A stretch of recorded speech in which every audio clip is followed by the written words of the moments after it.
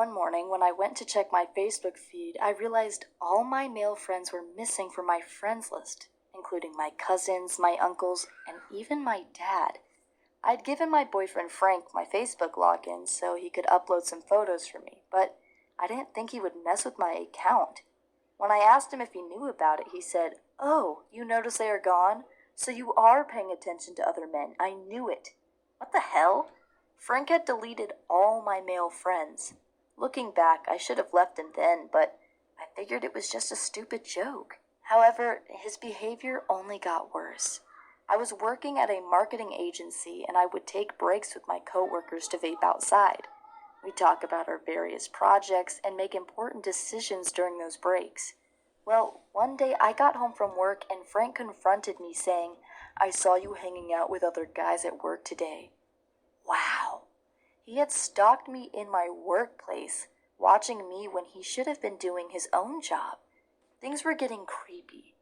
I told him he didn't need to be jealous because I wasn't interested in any of my colleagues like that, but he got really angry and punched the wall. I was afraid he would hit me next, so I told him I wouldn't do it anymore. Big mistake.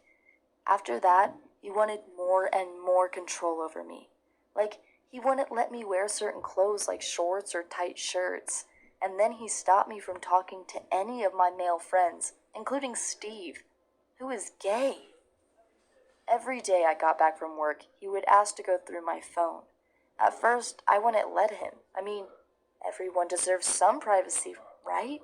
And there were text conversations with my friends where we talked about things I didn't want Frank to know about. But if I didn't do what he wanted, he'd scream at me for hours and start trashing our apartment. It was so emotionally draining. Eventually, I gave in and let him check my phone, but I started deleting my text conversations before I came home so he couldn't see anything. It was horrible. I guess if he could, he would have locked me in the house and not let me go anywhere without him.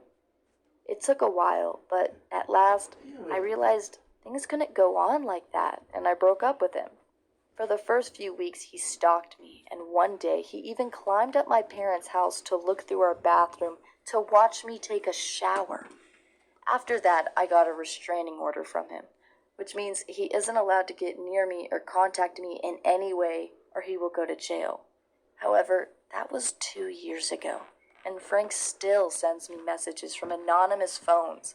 I don't want to change my number because it would feel like I'm letting him win. But whenever I see a text from him, it stresses me out. His last one was really weird. "I got another girl pregnant and it's all your fault." See how crazy he is? How could that be my fault?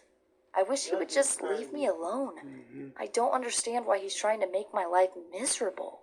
But luckily, I'm dating Nick now, and our relationship is much healthier. He respects my boundaries, and we trust each other. I feel secure with him. Sure, Nick can be a bit possessive sometimes, but so can I. There's nothing wrong about being a little possessive. It's only natural. But when you try to control someone's whole life, you have some issues, and maybe you should get help. I've done some research, and it's frightening how many guys actually killed their girlfriends because they were jealous of them just talking to another man. It's insane. So, although I'm not a professional therapist, my advice would be to stay away from anyone who tries to completely control your life. Those people are evil and only care about what they can get out of you. They don't care about your happiness at all. Please be careful.